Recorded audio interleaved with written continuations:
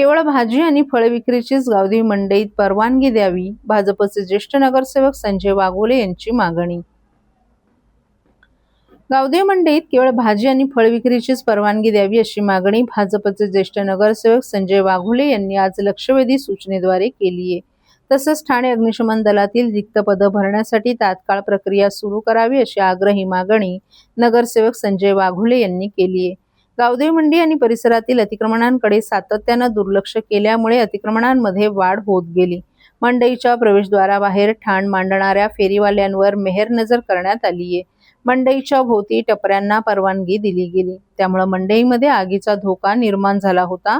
त्याबाबत सातत्यानं इशारा देऊन प्रशासनाकडून दुर्लक्ष करण्यात आला असा आरोप नगरसेवक संजय वाघोले यांनी केलाय। गावदेवी मंडईच्या आग प्रकरणातून धडा घेऊन महापालिकेनं मंडईची पुनरुभारणी करताना अग्निप्रतिबंधक उपाययोजना कराव्यात। गावदेवी मंडईत व्हेंटिलेशन होण्यासाठी प्रवेशद्वारावरील बेकायदा फेरीवाले हटवावेत। मंडईच्या इमारतीलगत उभारलेल्या बेकायदा टपऱ्या आणि गाळे जमीनदोस्त करावेत। गावदेवी मंडईसह महापालिकेच्या आस्थापना, मॉल, शॉपिंग सेंटर येथे नियमित फायर ऑडिट करावे, अन्यथा संबंधित आस्थापना तातडीनं बंद कराव्यात अशी मागणी संजय वाघोले यांनी केली आहे।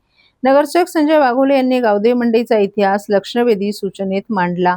जुन्या ठाणे शहरातील महर्षी कर्वे रस्त्यावर 1975 पर्यंत 80 ते 90 भाजी विक्रेते बसत होते।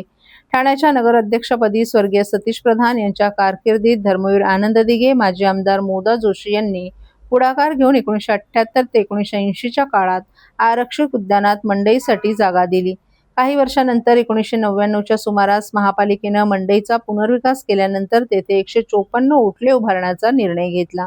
त्यानंतर 2002 मध्ये मंडई तोडून नवा आराखडा तयार केल्यानंतर डिसेंबर 2014 मध्ये 155 ओटले तयार करण्यात आले। काही वर्षांनंतर गावदेवी मंडईत फळ आणि भाजी विक्री ऐवजी मोठ्या प्रमाणावर रेडीमेड कपडे विक्री करणारी दुकानं थाटली गेली अशी माहिती देत यापुढील काळात केवळ भाजी आणि फळ विक्रीचीच परवानगी द्यावी अशी मागणी वाघोले यांनी केली आहे।